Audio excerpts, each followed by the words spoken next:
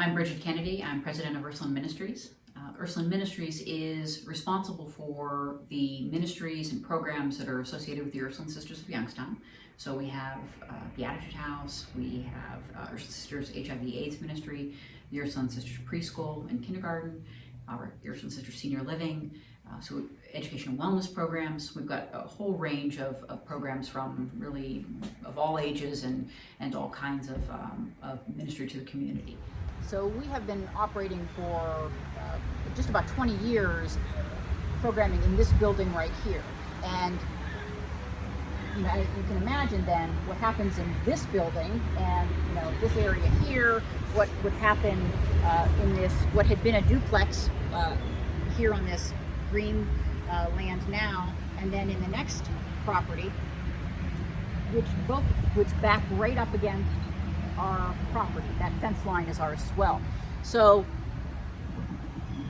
what happened here, what happens on the on the other corners, all affected our ability to do programming here and our ability to provide safe programming. And in fact, one of the questions that came up when we first started talking about acquisition, one of the board members said, well, is it going to be safe to do that, to pick up these properties? And I said, well, if anything, it makes us safer. It makes all of us safer because we are even more invested in it, and we'll have a much stronger presence and a much clearer presence in the community and in the neighborhood, and really it provides a buffer, for us.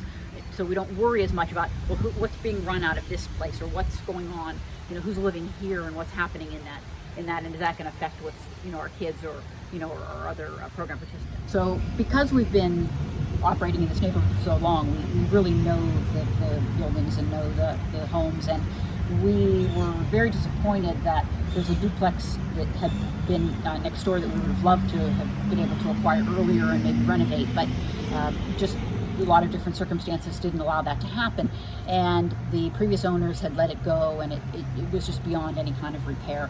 But we were able to acquire that land, and then we went ahead and did the demo, and that was part of the agreement with the land bank, is that we would acquire it, we would take the building down and make it green space for the neighborhood. And then next door is this building here. We had been watching it for quite some time. So the gentleman who owned it after the original owner died without a will, and so it sat because they didn't have a way to probate it, and we tried to track down. We tried lots of ways to try to get ownership of it. We looked at trying to contact the family. We tried to, somebody suggested we might try to probate it ourselves.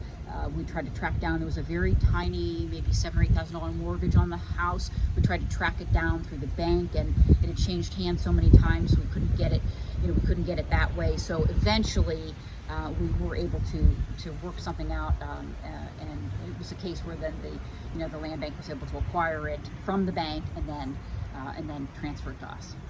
This home, we had previously used a home that we purchased adjacent to our housing offices for a shelter, and but it really was better suited for a family, which we have living there now. And then we also picked up a house just to the west of us from an absentee landlord in California, and for a while used that as a shelter, but the same thing, it really was better suited for a family, and that's who we have living there now. This spot is just perfect for what we use for shelter. We just like a very small, it's up to 3 occupants, but this layout of this house is so nice. There's 2 different entrances, very clearly 2 different entrances, and we are actually renovating part of it with help from the county commissioners to make an efficiency within the shelter, so that if there's an issue with somebody with COVID or exposure that requires quarantine or isolation, but also is homeless, we have a place not just for somebody within our program, but anybody within the county continuum who is identified as having that need.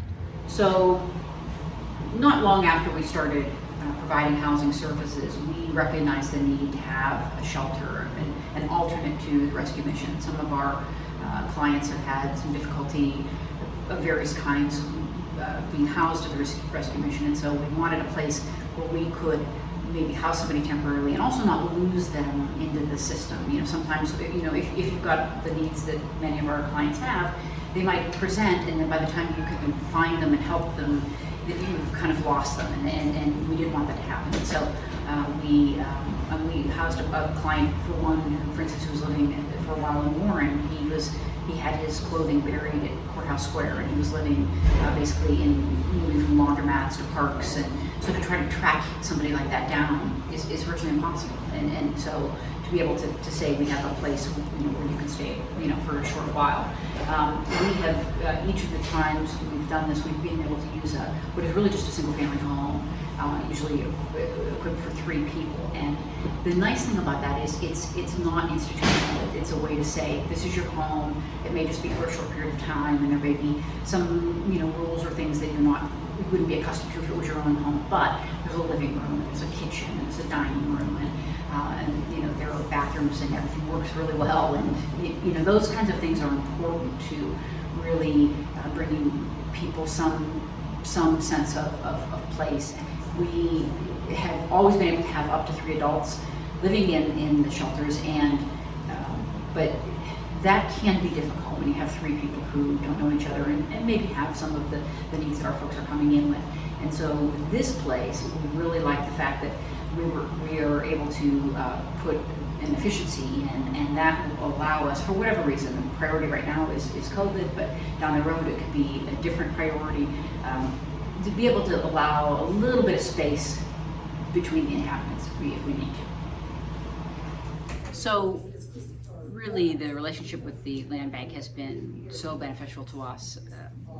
Ultimately, we have been able to pick up other properties either because somebody in the neighborhood realizes what we're doing and wants to either donate or sell us the property or by other means. But really, those land bank properties have been a cornerstone for us and a way to expand our campus and provide more and more services to folks in need. So the ability to acquire those properties at really very inexpensively, $400 or $500 is something we could not do on our own.